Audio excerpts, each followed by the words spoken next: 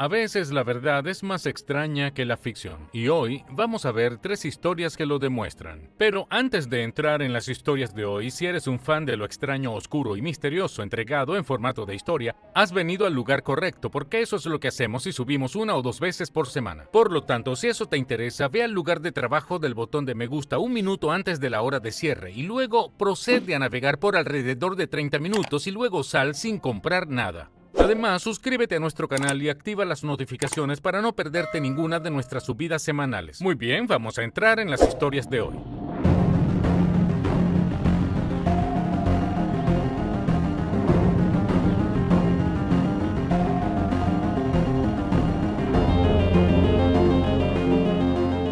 En 1957, Larry Bader, de 31 años, vivía con su esposa, Mary Lou, y sus 3 hijos en Akron, Ohio. Larry era un buen padre y un buen marido, pero era un hombre de negocios terrible. En los últimos años había lanzado varias nuevas empresas comerciales y todas habían fracasado, lo que arrojaba a la familia a una deuda significativa. Y así, a pesar de que Larry quería desesperadamente ser un empresario y finalmente iniciar un negocio de calidad, no tenían el dinero para hacer eso. Y así tuvo que tomar un trabajo para pagar las cuentas. Y así, el trabajo que consiguió fue de vendedor de utensilios de cocina para una empresa local y pagó las facturas, pero no hizo feliz a Larry. Y así, los fines de semana, cuando Larry no estaba trabajando y sí estaba bien con su esposa, simplemente desaparecería e iría a pescar en el lago Erie, que está aproximadamente a 1 hora al norte de donde vivían. Y esa era su manera de desconectarse de la realidad y de desconectarse de su vida, un poco de mierda. Y así, el viernes 15 de marzo, Larry se acercó a su esposa y dijo: «Oye, ya sabes, me gustaría ir al lago Erie e ir a pescar para el fin de semana».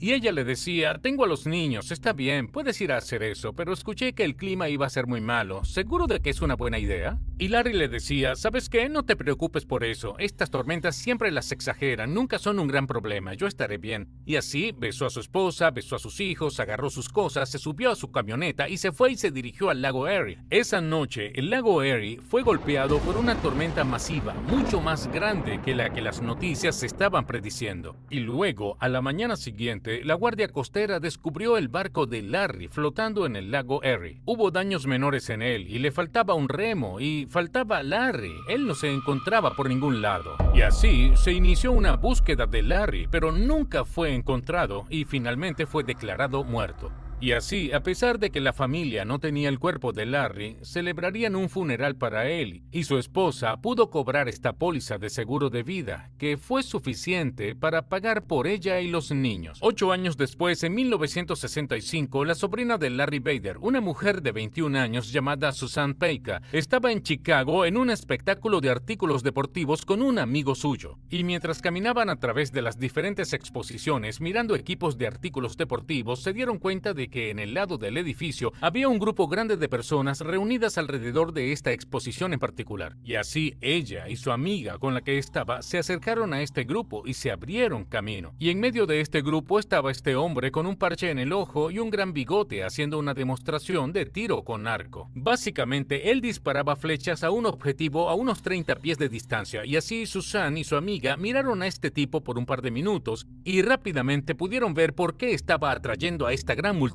Porque era un arquero increíble, estaba acertando el objetivo una y otra vez y otra vez. Pero mientras seguían viendo a este tipo, el amigo de Susan comenzó a notar algo único en él, y finalmente se volvió hacia Susan y le dijo: «Oye, ¿este tipo no se parece exactamente a tu tío que desapareció en el lago Erie?». Y Susan se sorprendió al oírle hablar de su tío desaparecido, pero se volvió y miró a este hombre y de repente también lo vio. Él era una viva imagen de Larry Bader, su tío. Aunque este tipo tenía un parche en el ojo y un bigote, pero incluso con eso se parecía exactamente a Larry. Y como Susan lo está observando, ella está pensando: ya sabes, Larry era conocido por ser este arquero increíble, y aquí está este tipo que se parece a él y es un arquero increíble. Y así, después de que esta demostración terminara, Susan y su amigo corrieron hacia el hombre con el parche en el ojo y Susan le dice: «Oye, sé que esto suena totalmente loco, pero te ves exactamente como mi tío Larry Bader, que desapareció en el lago Erie hace 8 años. Y así el tipo la escucha y como que sonríe y dice, ya sabes, lo siento, no conozco a Larry Bader. Mi nombre es John Johnson, la gente me llama Fritz. Lo siento, no sé quién es tu tío, no puedo ayudarte. Pero Susan, mientras estaba allí mirando a este sujeto, se estaba convenciendo cada vez más de que se trataba de Larry Bader, a pesar de que este tipo estaba diciendo que no es Larry Bader. Y así ella le dice, no, usted es Larry Bader. Estoy segura de que es mi tío. Ahora, en esto, Fritz sería educado pero firme y reiteraría que, mira, yo no soy tu tío. No sé quién es Larry Bader. Yo no voy al lago Erie. No entiendo por qué crees que soy él. Vivo en Omaha, Nebraska, con mi esposa y mis hijos, y estoy en la televisión. Hago periodismo deportivo en Omaha y aconsejo a las compañías de tiro con arco, y es por eso que estoy aquí. Entonces, no sé por qué crees que soy tu tío, pero no lo soy, lo siento. Y con eso Fritz se dio la vuelta y se alejó. Y después de esta discusión, Susan y su amiga no se disuadieron remotamente de lo que Fritz estaba diciendo. Estaban completamente convencidas de que era Larry Bader. Y así corrieron a un teléfono y Susan llamó a sus otros 2 tíos, los hermanos de Larry Bader, y ella les explicó cómo conoció a este tipo que es la viva imagen de su hermano. E inmediatamente se subieron a un vuelo esa noche y volaron a Chicago, y a la mañana siguiente los 2 tíos, junto con Susan y su amiga, volvieron al espectáculo. Fueron a la exhibición de tiro con arco y por supuesto estaba Fritz haciendo su demostración de tiro con arco.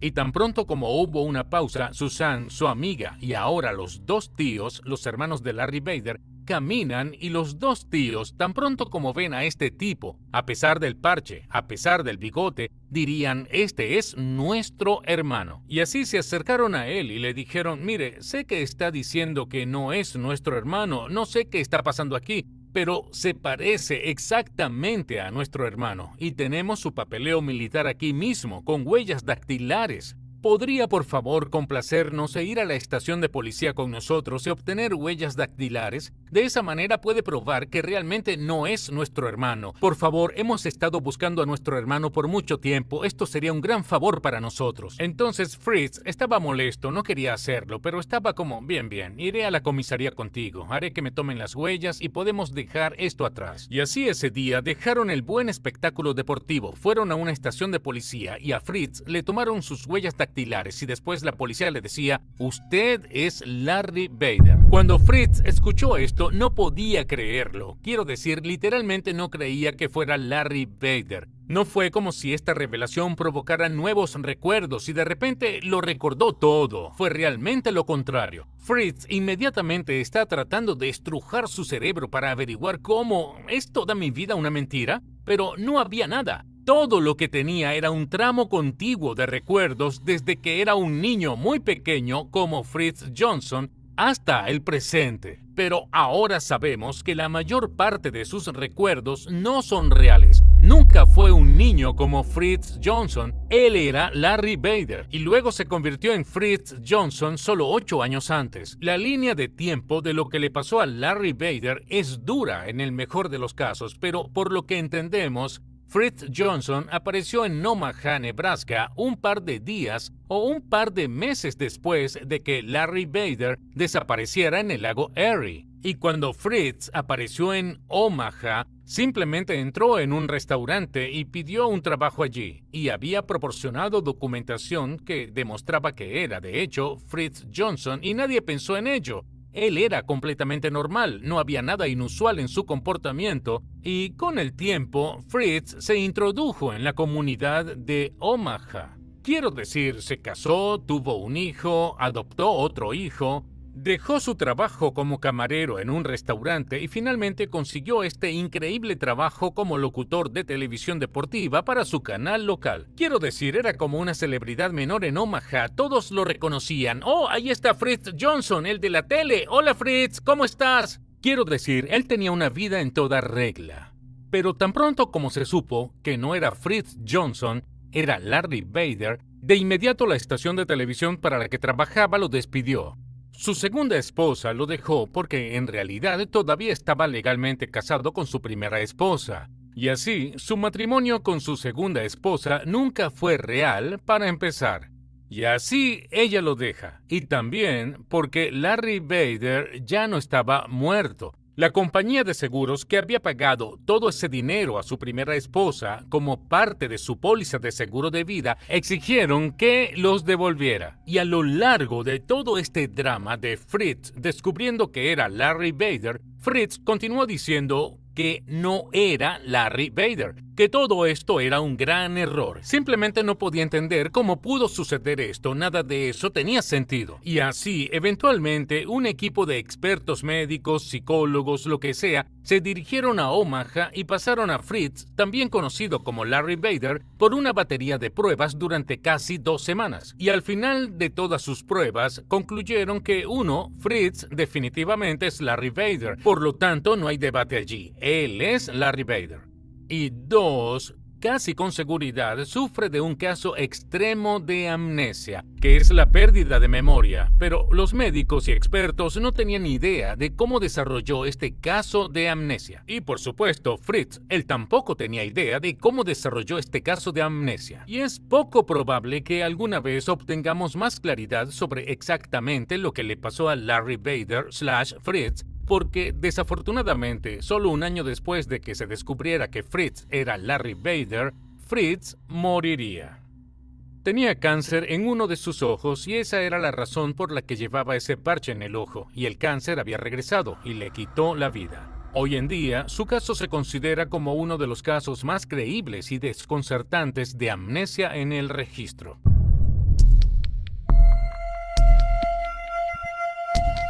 Justo a las afueras de la popular ciudad turística de Amagá, en el norte de Colombia, se encuentra esta espesa selva verde. Y si sabes dónde mirar, en realidad hay un sendero que te lleva desde Amagá hasta las profundidades de esta selva. Y si sigues adelante, te llevará hasta este enorme y aterrador puente ferroviario que atraviesa este enorme barranco. Ahora este puente ya no es utilizado por los trenes, ha sido clausurado. Sin embargo, desde su clausura, en realidad ha habido irónicamente más tráfico en este puente, aunque es la variedad de tráfico peatonal.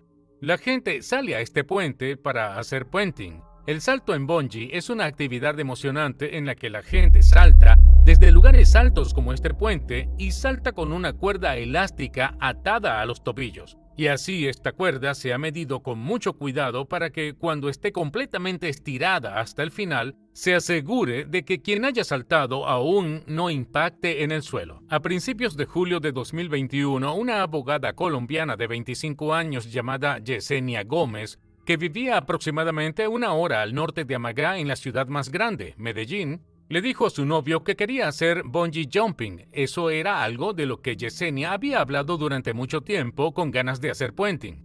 Pero cada vez que se convertía en algo real y en realidad iban a hacerlo, se echaba atrás porque estaba demasiado asustada. Pero por cualquier razón, en julio de 2021, Yesenia tuvo la confianza y el coraje para hacer realmente esto. Y así, su novio, cuando escuchó cuán serio estaba hablando ella, aprovechó la oportunidad porque nunca había saltado en bungee antes y realmente quería, pero no podía sin su novia y ahora parecía que estaba hablando en serio. Y así, de inmediato, llamó a la compañía de bungee jumping de Amagá para reservar una plaza para que él y Yesenia saltaran de su puente. Entonces, el día que se suponía que debían saltar, que era domingo 18 de julio, Yesenia y su novio se subieron a su auto y condujeron 1 hora al sur de Amagá, y cuando llegaron allí encontraron el sendero para dirigirse a este puente. Y cuando llegan al puente, se sorprenden de la cantidad de personas que ya están en línea en este puente esperando para saltar de él. Ellos sabían que este era un lugar popular, pero tal vez no se dieron cuenta de lo popular que era. Así que Yesenia y su novio se ponen en fila detrás de los otros casi 100 saltadores por delante de ellos y procedieron a esperar. Y durante las próximas horas, Yesenia y su novio tendrían asientos en primera fila para ver a todos los saltadores delante de ellos saltando del puente. Ahora parece que Yesenia en su mente creía que llegaría a este puente y muy rápidamente ella y su novio saltarían y sería genial y muy divertido.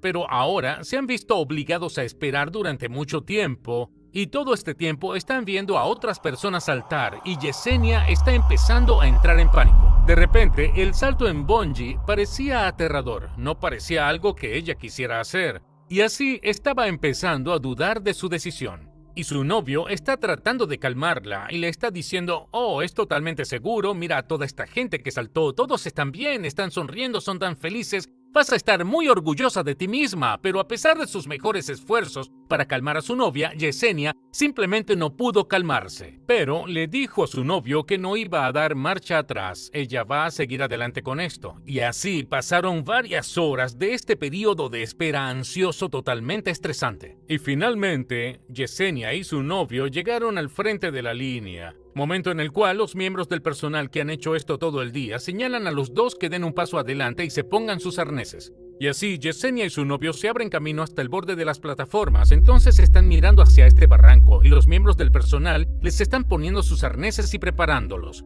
Y todo el tiempo, Yesenia está empezando a tener visión de túnel, su corazón se acelera, está muy asustada. Ella no cree que esto sea nada divertido, solo quiere terminar con esto. Y luego, en algún momento, uno de los miembros del personal finalmente dice, de acuerdo, salta. Y así Yesenia salta, excepto que resultaría que Yesenia había cometido un error. Ese miembro del personal que había dicho, ok, salta, estaba hablando con su novio, no Yesenia. Sin embargo, Yesenia, en su estado de pánico total, simplemente no había entendido y había saltado, creyendo que le estaban diciendo que saltara. Sin embargo, los miembros del personal solo le habían puesto su arnés, no habían atado la cuerda elástica real a sus tobillos. Y así, cuando Yesenia saltó, no había nada que le impidiera estrellarse contra el suelo. Y así, tan pronto como saltó del puente, su novio le arrancó todo su equipo y corrió por el puente, saltó por encima de la barandilla y corrió por la ladera hasta el fondo de este barranco. Pero cuando finalmente llegó a su novia ya era demasiado tarde, ella ya se había ido. Más tarde se determinaría que Yesenia no murió al impactar el suelo. En realidad murió de un ataque al corazón que sufrió en la caída, lo que significa que debe haberse dado cuenta después de saltar que saltó demasiado temprano, que no tenía el cordón elástico atado a sus piernas. Y así, literalmente, el miedo de lo que estaba a punto de sucederle la mató.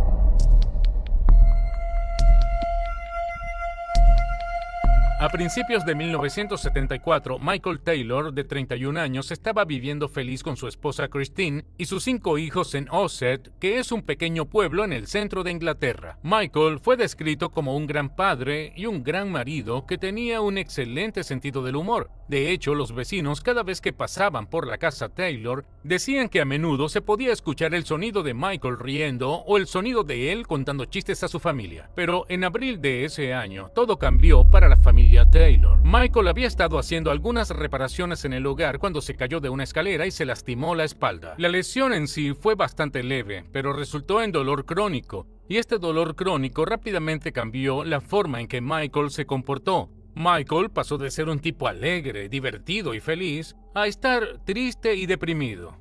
Y estaba tan irritable que su familia apenas podía estar a su alrededor porque los atacaba. Ahora, la familia Taylor no era una familia religiosa. Sin embargo, la mayoría de las familias que vivían en Ossett lo eran. Y así, cuando uno de los amigos de Michael se enteró de lo mal que la estaba pasando, se acercaron a Michael y le dijeron, ¿sabes? Deberías recurrir a la religión para obtener ayuda y orientación en este momento difícil.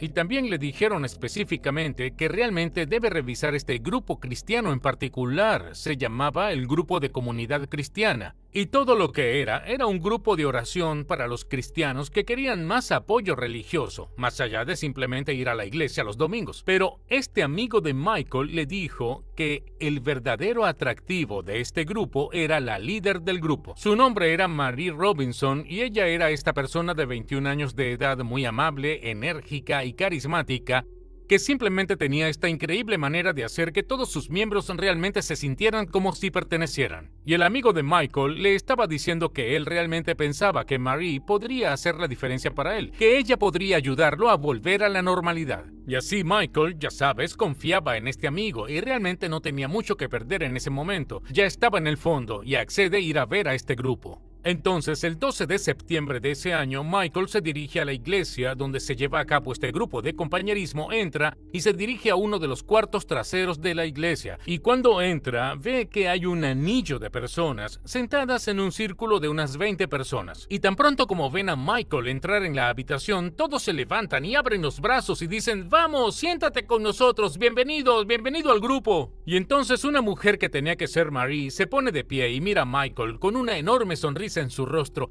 y lo anima a venir y sentarse a su lado. «Bienvenido, nos encantaría que te unieras a nuestro grupo». Y así Michael, por primera vez en siglos, sonríe mientras cruza la habitación y se sienta justo al lado de Marie. Y luego, cuando Marie comenzó a dirigir el grupo en oración, Michael no sintió su dolor crónico, solo se sintió feliz de nuevo. Pero cuando la reunión terminó y Michael regresó a casa de nuevo, el dolor y la depresión volvieron a inundarlo. Era como si el único lugar en el que podía ser feliz estaba dentro de la iglesia en este grupo de compañerismo. Y así, durante el siguiente par de semanas, Michael priorizó completamente a este grupo, fue a todas sus reuniones y, en el transcurso de estas 2 semanas, Michael se volvió muy cercano con Marie. Y aparentemente Marie se volvió muy cercana con Michael, hasta el punto en que los dos se quedarían después de que las reuniones terminaran y ambos se secuestraran en oración silenciosa. Nadie sabía lo que hacían allí, pero parecía que estaban desarrollando una relación real. Y de hecho, muchas personas en este grupo sospechaban que estaban teniendo una aventura, y en poco tiempo los rumores en la iglesia se habían extendido afuera y estaban por todo Osset. Y luego en poco tiempo, Christine, la esposa de Michael, estaba escuchando de un amigo o un vecino que aparentemente Michael estaba teniendo una aventura con Marie. Ahora Christine ya había sospechado que su marido estaba teniendo una aventura con Marie, porque ella era la única cosa de la que Michael hablaba cuando llegaba a casa. Entonces, el 1 de octubre de ese año, solo un par de semanas después de que Michael asistió por primera vez a este grupo, Christine esperó hasta que Michael saliera de la casa para dirigirse a una de las reuniones del grupo, y luego Christine se subió a su auto y lo siguió a la iglesia. Luego, cuando llegó allí, estacionó su auto, respiró hondo y luego se bajó, se dirigió a las puertas delanteras de la iglesia y entró corriendo y encontró la habitación donde se llevaron a cabo estas reuniones. Ella irrumpe y señala a su marido y ella dice: «Sé que estás teniendo una aventura con Marie. Entonces vas a admitirlo delante de todo el grupo». Y Michael, que está sentado de espaldas a su esposa en una de las sillas, se pone de pie y en lugar de dirigirse a su esposa, que lo acusa de infidelidad, se gira y mira a Marie al otro lado de la habitación. Y cuando Marie hizo contacto visual con Michael, gritó. Más tarde diría que Michael no parecía humano, parecía una bestia y tenía ojos salvajes. Y así, mientras Michael estaba de pie allí mirando a Marie con esta cara muy agresiva, comenzó a estallar en lenguas. Hablar en lenguas es donde el hablante estará diciendo o pronunciando palabras o sonidos que suenan como el lenguaje, pero el hablante no sabe lo que significan. La idea es que alguna entidad ha entrado dentro de su cuerpo y esta entidad está dictando su discurso. Y así Michael estalla en lenguas, ladrando estas palabras y sonidos que Marie y todos dentro de la habitación no tienen ni idea de qué hacer con esto. Todo ha sucedido tan repentinamente y es tan sorprendente que tengas a la esposa de repente entrando y acusando agresivamente a su marido de engañarla y Michael no está respondiendo a ello y está actuando como loco. Y luego, antes de que nadie pueda hacer nada, Michael pasa de solo ladrar en idiomas extraños a Marie para de repente correr a través de la habitación como si fuera a atacarla. Y cuando hace eso, el resto de los miembros saltan encima de él y lo sostienen. Y a pesar de que hay como 10 o 15 personas sosteniéndolo, Michael todavía está tratando de levantarse y está gritando y gruñendo y gritándole a Marie. Y luego Marie de repente estalla en lenguas también. Y es solo entonces que Michael deja de intentar forzarse a salir de esta pila de cerdos que están encima de él y en su lugar continúa hablándole en lenguas. Y así los dos se miran el uno al otro hablando en lenguas y el resto del grupo está totalmente atónito y así simplemente comienzan a orar. Y luego, después de una hora, Michael simplemente se derrumba, es como si estuviera inconsciente, y en ese momento todos en la habitación se callan y miran a Michael. Y luego Michael abre los ojos como si estuviera despertando y mirando a su alrededor como loco, tratando de averiguar lo que acababa de suceder. Michael diría que no tenía ningún recuerdo de lo que acababa de sucederle. Y así, en este punto, Marie le diría a él y a Christine que ella creía que Michael estaba poseído por una fuerza demoníaca, y lo único que podían hacer en este punto era realizar un exorcismo. Un exorcismo es una expulsión o intento de expulsión de un espíritu supuestamente maligno dentro de una persona o un lugar. Michael y Christine estaban perdidos, no tenían idea de qué hacer con esta situación. Ambos estaban en estado de shock por razones muy diferentes, y así simplemente se remitieron al juicio de Marie y dijeron: sí, ya sabes, creo que un exorcismo es el camino a seguir. Así, Christine y Michael solo salieron de la iglesia y se fueron a casa, y a la mañana siguiente, Marie se ponía en contacto con la iglesia anglicana de Inglaterra y pedía un exorcismo. Y después de enterarse de lo que estaba pasando con Michael, la iglesia anglicana diría: sí, eso suena como que necesita un exorcismo. Y así, al día siguiente, enviarían a dos de sus mejores exorcistas llamados Peter y Raymond. Y así, Peter y Raymond llegan a Ossett, van a la casa de Michael y lo observan. Y muy rápidamente determinaron que parece que Michael está poseído por al menos una fuerza demoníaca. Y así le dicen a Michael: lo único que podemos hacer aquí es realizar este exorcismo, pero necesitamos que aceptes. Y así Michael dice: bueno, sí, estoy de acuerdo con este exorcismo, y también lo está su esposa, porque ella en este punto está completamente insegura de qué hacer, ella solo sigue la corriente. Entonces, un día después, el 4 de octubre a las 10 p.m., Michael, su esposa y el resto de los miembros del grupo de compañerismo, junto con Peter y Raymond, se reunirían en esta otra iglesia en un pueblo vecino. Y tan pronto como Michael había sido colocado en medio de este grupo en esta silla, Peter y Raymond comenzaron el ritual orando. Y tan pronto como lo hicieron, Michael comienza a gritar en lenguas y comenzó a retorcerse y cayó al suelo y comenzó a retorcer su cuerpo en posiciones grotescas, como si las palabras que Peter y Raymond estaban diciendo estuvieran dañando físicamente a Michael. Y así, después de 8 horas de esto, durante las cuales tuvieron que atar a Michael para evitar que lastimara a otros miembros o se lastimara a sí mismo, después de 8 horas, finalmente se detuvieron. Peter y Raymond estaban agotados, al igual que Michael, quien también estaba agotado.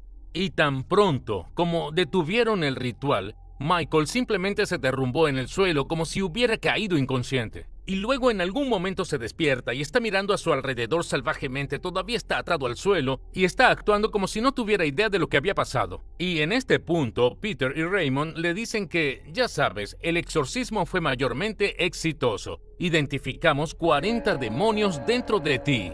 Y este exorcismo fue capaz de expulsar a 37 de ellos, entonces eso significa que todavía hay 3 demonios dentro de ti. Y no podemos hacerlo ahora, estamos muy cansados y tú estás demasiado agotado. Así que vete a casa, descansa un poco y mañana terminaremos este exorcismo. Nos desharemos de esos 3 demonios y tú estarás bien. Y así Michael y Christine agarran sus cosas y dejan la iglesia y se dirigen a casa. Unas horas más tarde, alrededor de mediodía, una mujer que vivía cerca de donde vivían Michael Taylor y su familia, pensó que había oído algo extraño fuera de su casa, sonaba como alguien gritando. Y así ella fue al frente de la casa y tiró de la cortina a un lado de una de sus ventanas, y afuera caminando por la calle completamente desnudo, cubierto de sangre, estaba Michael Taylor, y él estaba diciendo algo acerca de Satanás. Y así esta mujer llama a la policía aparece y encuentran a Michael, se había acurrucado en la acera fuera de la casa de esta mujer y se reía como un niño en la posición fetal, y así la policía se le acerca y en algún momento Michael aparentemente se escapa y comienza a mirar a la policía como si no tuviera idea de lo que pasaba,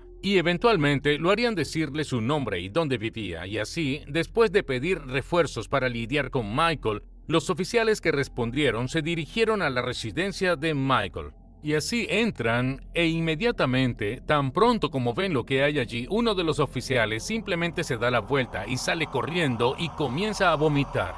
El interior de la casa de la familia Taylor se convertiría en una de las escenas de crimen más infames de la historia de Inglaterra. Unas horas antes, cuando Michael y su esposa habían regresado a casa del exorcismo, habían entrado y luego Michael había caído en uno de sus trances y comenzó a golpear a su esposa. Y luego, en algún momento, cayó al suelo y estaba muerta o en proceso de morir. Momento en el que Michael saltó sobre ella y usando solo sus manos, le arrancó la cara y la lanzó a través de la habitación. Y luego, mientras ella yacía allí sangrando hasta morir, él comenzó a frotar su sangre por todo su cuerpo. Y luego, después de que ella finalmente murió, él rastreó al perro de la familia y mató al perro también. Afortunadamente, sus 5 hijos no estaban en casa en el momento de este ataque y por lo tanto salieron ilesos. Durante el juicio de Michael, la fiscalía y la defensa culparon a la Iglesia Anglicana de Inglaterra y a Marie y su grupo religioso por convencer eficazmente a Michael de que estaba poseído por demonios, lo que le hizo actuar violentamente y matar a su esposa. Y así, en última instancia, Michael sería declarado inocente por razón de locura y después de solo 4 años de atención psiquiátrica fue liberado. Y hoy sigue viviendo libre en Ossett. Pero a pesar de los resultados legales de este caso, hay muchas personas, tanto religiosas como no religiosas, que creen que el caso de Michael Taylor es uno de los únicos casos de posesión demoníaca verdadera en la historia moderna. Además, solo para cerrar el ciclo, no sabemos con seguridad si Michael y Marie estaban teniendo una aventura, pero se supone que lo estaban. Y esto es todo, chicos. Si encontraste el secreto en el episodio de hoy, haznos saber en la sección de comentarios qué es y dónde lo encontraste. Danos la marca de tiempo. Y para el primero en hacer eso, te fijaremos en la parte superior de los comentarios. Si obtuviste algo del episodio de hoy y aún no lo has hecho, ve al lugar de trabajo del botón de me gusta 1 minuto antes de la hora de cierre y luego procede a navegar por alrededor de 30 minutos y luego sal sin comprar nada. Además, suscríbete a nuestro canal y activa las notificaciones para no perderte ninguna de nuestras subidas de videos semanales. Ahora estamos vendiendo mercancía como franelas, gorras, sudaderas y todo tipo de cosas. Si estás interesado, visita shopmrballen.com. Si quieres conocer las próximas ofertas y promociones de nuestra tienda, visita nuestra página de Instagram. El nombre de usuario es shopmrballen. Si quieres ponerte en contacto conmigo, puedes enviarme un mensaje directo en Instagram o en Twitter. Mi nombre de usuario para ambas plataformas es solo Mr. Ballen. También tengo un montón de contenido en TikTok, donde mi nombre de usuario también es Mr. Ballen. También tenemos un segundo canal de YouTube llamado Mr. Ballen Shorts, donde publicamos videos cortos al azar y episodios perdidos. También tenemos una página de Facebook llamada Mr. Ballen, donde publicamos versiones condensadas de los episodios más largos que ves en YouTube. Si tienes una sugerencia de historia, por favor envíala a nuestro subreddit llamado Mr. Ballen. El link está en la descripción. Entonces, ya sea que te vea en Instagram, Twitter, TikTok, Reddit, YouTube, Facebook o alguna combinación, debes saber que realmente aprecio tu apoyo. Y hasta la próxima vez. Eso es todo. Nos vemos.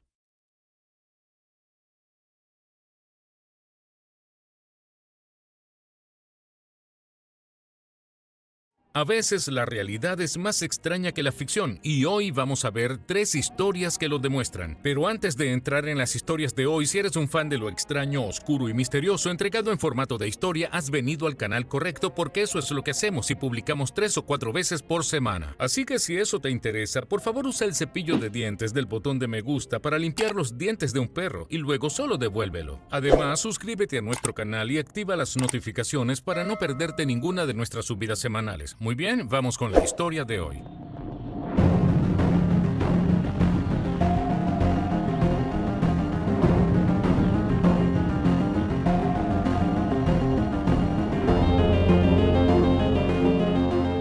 En 1956, el SS Andrea Doria, que era un hermoso transatlántico, era considerado el barco más grande, rápido y seguro de Italia, pero no serían esas cosas por las que el barco sería recordado. El 25 de julio de ese año, el barco navegaba hacia la costa este de los Estados Unidos, cuando se cruzó con una niebla muy densa, así que, siguiendo el protocolo, el capitán redujo la velocidad y activó su silbato de niebla. Un poco más tarde, otra nave, el transatlántico sueco llamado SS Estocolmo, también entró en la niebla, pero no conocían la posición del Andrea Doria. Ambos barcos usaban radar, Pero desafortunadamente ambas naves malinterpretaron lo que veían, así que ninguno de los dos decidió comunicarse mientras se precipitaban el uno hacia el otro. Cuando finalmente hubo contacto visual entre los dos barcos, ya era muy tarde, la colisión era inminente. Esa noche, a las 11:10 p.m., la proa del Estocolmo chocó directamente con el costado del Andrea Doria, penetrando más de 40 pies dentro del barco antes de sacarlo. El impacto mató a 46 personas en el Andrea Doria y a 5 en el Estocolmo. Cuando la historia salió a la luz, fue cubierta por todos los medios importantes alrededor del mundo, incluyendo ABC News en los Estados Unidos, y el presentador de noticias que escogieron para cubrir la historia era un hombre llamado Edward Morgan. Y aunque sus compañeros no lo sabían, su hija de 14 años, Linda Morgan, estaba a bordo del Andrea Doria, así que antes de empezar, le habían dicho que su hija seguramente había muerto y no podía hacer nada excepto esperar más información. Pero a pesar de este increíble agobio, aún así Edward salió al aire e hizo su trabajo sin perder la compostura y sin siquiera mencionar a su hija. Pero cuando salió del aire, una nueva historia empezaba a circular sobre el accidente. Aparentemente, una chica que estaba durmiendo en uno de los cuartos del Andrea Doria, que recibió un golpe directo del Estocolmo, se despertó tras el impacto y no sabía dónde estaba, así que empezó a llamar a su madre. Mientras tanto, un hombre a bordo del Estocolmo escuchó el llanto de la chica y corrió hacia el frente del barco, justo donde había escuchado este llanto, y cuando subió hasta allí no podía creer lo que veía. Justo sobre la proa destruida del Estocolmo estaba una cama, y en esta cama se encontraba sana y salva una niña de 14 años llamada Linda Morgan. Resulta que cuando el Estocolmo penetró dentro del Andrea Doria, la proa del barco recogió la cama donde estaba Linda Morgan hacia arriba y la arrastró con el barco, de manera que cuando se separó del Andrea Doria, se llevó esa cama con Linda Morgan en ella. Cuando Edward Morgan se enteró que su hija era la llamada Chica Milagrosa, no podía con la emoción, así que volvió a salir al aire y esta vez habló sobre su hija y su increíble historia de supervivencia. Además habló de lo difícil que fue dar la noticia cuando se trataba de alguien a quien amaba. Linda tuvo una recuperación física exitosa, solo se había roto un brazo, pero sufriría del síndrome del superviviente, ya que su padrastro y su media hermana fallecieron en el impacto. El 27 de abril de 1997, un granjero en Indonesia estaba guiando su ganado a través de un muy denso cañaveral cerca de su casa cuando tropezó con algo. Cuando recobró el equilibrio, miró hacia abajo y vio un montón de tierra que parecía totalmente fuera de lugar. Él quería excavarlo solo por curiosidad, pero esa no era su propiedad, así que volvió al pueblo y le contó al jefe de la aldea acerca de esta extraña pila de tierra y sugirió que él fuera a ver qué había debajo. Entonces el jefe junto a un par de hombres fueron hasta este campo, encontraron esta pila de tierra y lo primero que hicieron fue pincharlo con un palo. El palo entró directamente en esta suave pila de tierra, pero cuando lo sacaron, el aire se llenó de este horrible hedor que venía de la tierra. Preocupados por lo que podrían encontrar allí debajo, los hombres decidieron dejarlo allí, volver al pueblo y contárselo a las autoridades, que rápidamente les ordenaron volver para excavar este lugar y contarles lo que encontraran. Así el jefe del pueblo junto a un grupo considerable de hombres volvieron al campo y empezaron a excavar y rápidamente sus palas se toparon con algo realmente suave dentro del montón de tierra. Y tras remover cuidadosamente la tierra, encontraron la cara de una mujer que los veía directamente. Parecía que la habían enterrado hasta el cuello y luego simplemente arrojaron tierra sobre su cabeza. En este punto, las autoridades se involucraron e identificaron el cuerpo de una mujer local de 21 años llamada Kemala Diwi. Tras preguntar por todo el pueblo sobre esta chica, la policía determinó que la última vez que alguien la vio fue 3 días antes, cuando salió de su casa a hacer diligencias,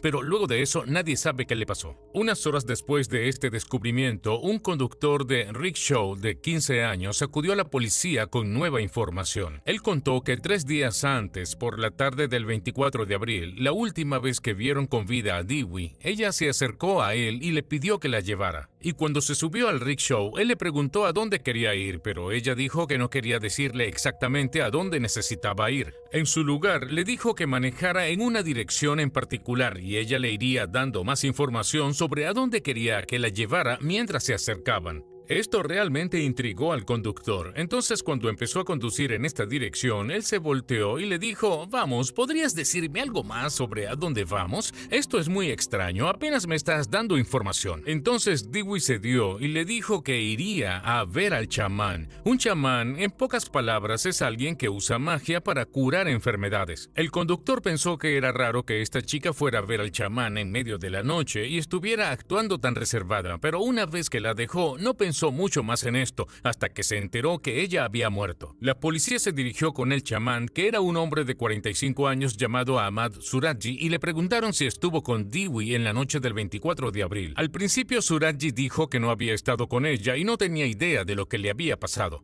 Pero tras revisar la casa y encontrar algunas pertenencias de Dewey, Suraji les dijo: «Muy bien, les mentí y tengo que confesarles algo». Y despreocupadamente le dijo a la policía que no solo había matado a Dewey, también había matado a docenas de mujeres del mismo modo y las había enterrado en el mismo lugar. Así que la policía regresó a este campo, empezaron a investigar y encontraron muchos montones de tierra por todo el lugar, y debajo de ellos había mujeres enterradas hasta el cuello. Cuando terminaron las excavaciones, la policía creía haber encontrado los cuerpos de 42 mujeres distintas, pero era solo un aproximado, creían que podían haber más. Durante su juicio, Suraji explicó detalladamente por qué hizo esa clase de cosas. Contó que 11 años atrás, en 1986, tuvo este sueño lúcido en el que su padre fallecido se le apareció y le indicó que bebiera la saliva de 70 mujeres y que si hacía esto, se volvería inmortal. Cuando Suraji se despertó, no pensó que eso fuera solo un sueño extraño. Él creyó que realmente se había comunicado con el espíritu de su fallecido padre, así que decidió hacer lo que se le dijo.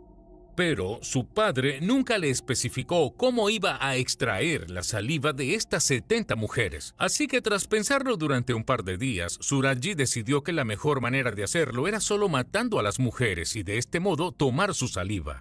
Para atraer a sus víctimas, Suraji empezó a decirle a las personas del pueblo que tenía poderes sobrenaturales y que podía darle específicamente a las mujeres riqueza y belleza eternas. Y mucha gente le creyó, por lo que ese rumor se expandió no solo en su pueblo, sino en los alrededores.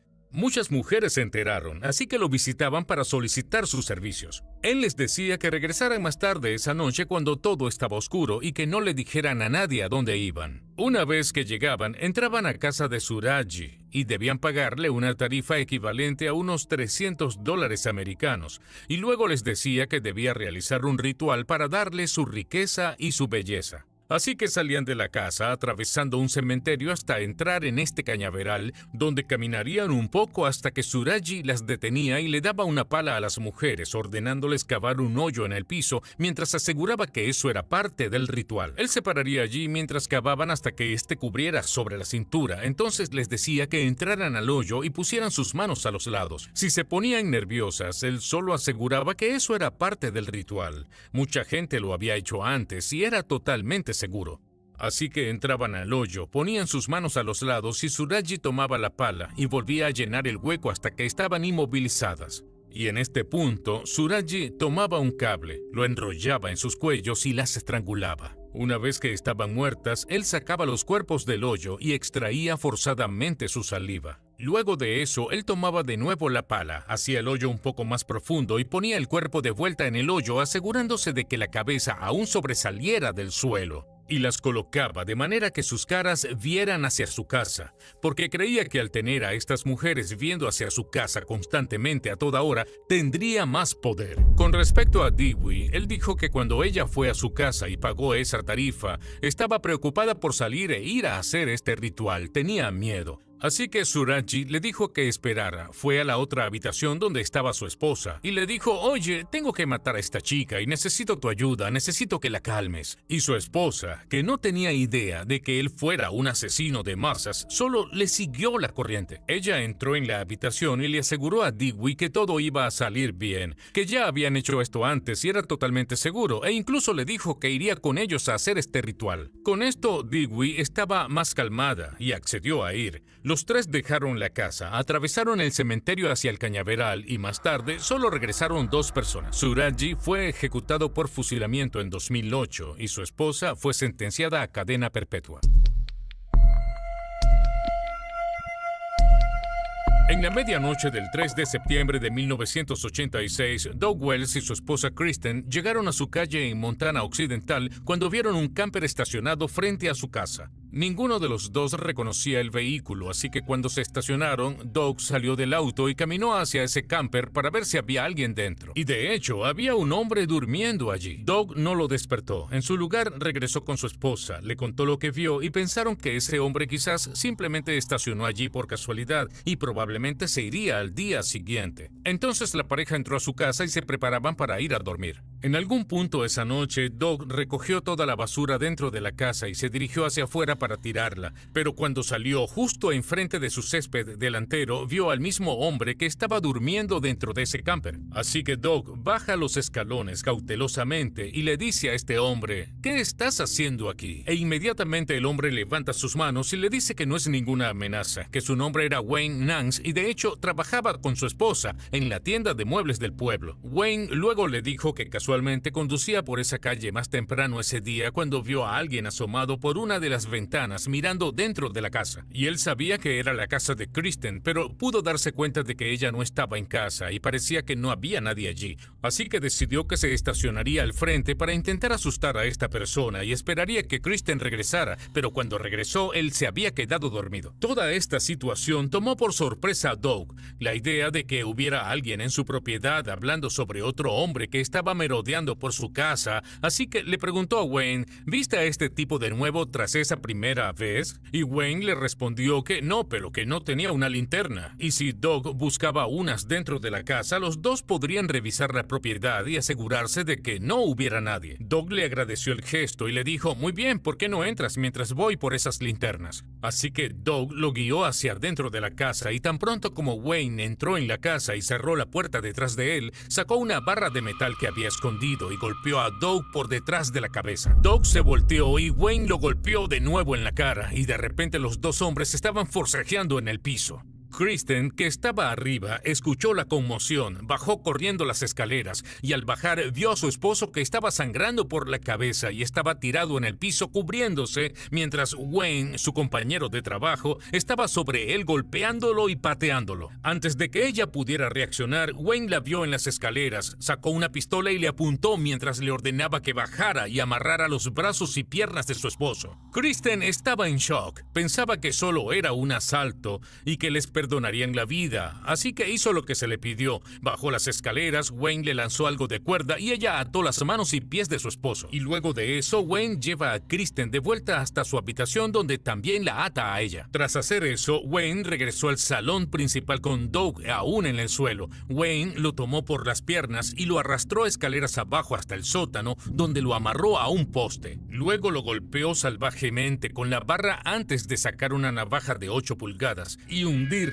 directamente en el pecho de Doug hasta el fondo, y cuando la sacó, Doug se desplomó. Wayne regresó y subió hasta el segundo piso para revisar a Kristen y vio que ella se había liberado parcialmente de sus ataduras e intentaba acercarse al teléfono. Así que él le saltó encima y logró atarla de nuevo hasta que estuvo seguro de que estaba bien atada y regresó abajo para asegurarse de que Doug había muerto. Y cuando llegó abajo, vio que Doug seguía desplomado en la misma posición en la que lo dejó y Wayne asumió que Doug debía estar muerto. Así que volvió a subir para ir ahora por Kristen, pero Wayne se equivocó. Doug no había muerto. Cuando Wayne volvió a subir por segunda vez, Doug, a pesar de sus terribles heridas en la cabeza y el pecho, se las arregló para liberarse y se arrastró hasta su banco de trabajo donde tenía un rifle colocado porque Doug era de hecho un armero. Así que tomó el rifle y lo cargó con la única bala que tenía en la mesa. Se acercó a las escaleras, levantó su rifle y se dirigió al salón principal. Él no llegó a toparse con Wayne. Cuando registró el primer piso no pudo hallarlo, pero escuchó a su esposa gritar desde arriba.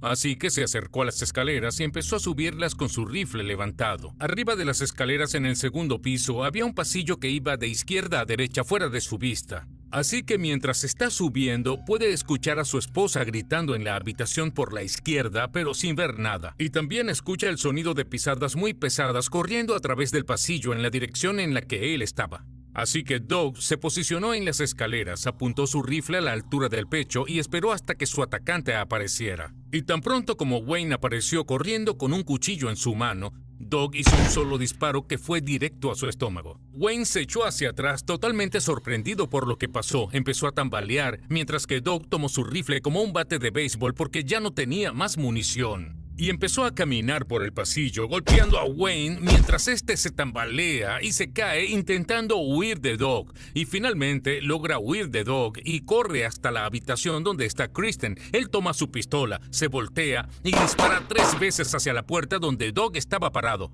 Y Doug está posicionado, una bala le da en la pierna, las otras fallan y eso no lo detuvo, solo caminó hacia Wayne y empezó a golpearlo en la cabeza con la culata de su rifle. Doug lo golpeó tantas veces que la culata de su rifle explotó y el metal del arma se dobló en forma de L. Y eventualmente Wayne soltó el arma porque estaba siendo brutalmente golpeado por Doug. Él se da cuenta, toma su arma y descarga las balas restantes en la cabeza de Wayne. La policía y los paramédicos llegaron al poco tiempo y llevaron a Doug, Kristen y a su atacante rápidamente al hospital. Doug y Kristen se recuperaron completamente, mientras que Wayne murió al día siguiente por sus heridas. Tras el incidente, la policía investigó a Wayne Nance para ver quién era realmente y descubrieron que muy seguramente él era un asesino serial relacionado con al menos otros 6 casos de homicidio desde 1974 hasta 1986. Pero como Wayne nunca llegó a confesar estos asesinatos antes de morir, el número real de víctimas a las que asesinó se desconoce. Así que eso es todo, chicos. Si encontraste el secreto en el video de hoy, dinos qué es y dónde lo encontraste. Si eres el primero en hacerlo, te fijaremos arriba de los comentarios. Si obtuviste algo del video de hoy y aún no lo has hecho, por favor usa el cepillo de dientes del botón de me gusta para limpiar los dientes de un perro y luego solo devuélvelo. Además, suscríbete a nuestro canal y activa las notificaciones para no perderte ninguna de nuestras 3 o 4 subidas semanales. Si quieres contactarme, puedes enviarme un mensaje directo en Instagram o Twitter. Mi nombre de usuario para ambas es el mismo, John Valen 416. También tengo un montón de contenido en TikTok. Mi nombre de usuario es Mr. Valen. Además, tengo un canal secundario llamado Mr. Valen Shorts, donde publico videos aleatorios y episodios perdidos. Si quieres sugerir una historia, por favor envíala a nuestro subreddit llamado Mr. Valen. El link está en la descripción. Así que ya sea que te vea en Instagram, Twitter, TikTok, Reddit, YouTube o alguna combinación, solo debes saber que realmente aprecio tu apoyo. Y hasta la próxima. Eso sería todo. Adiós.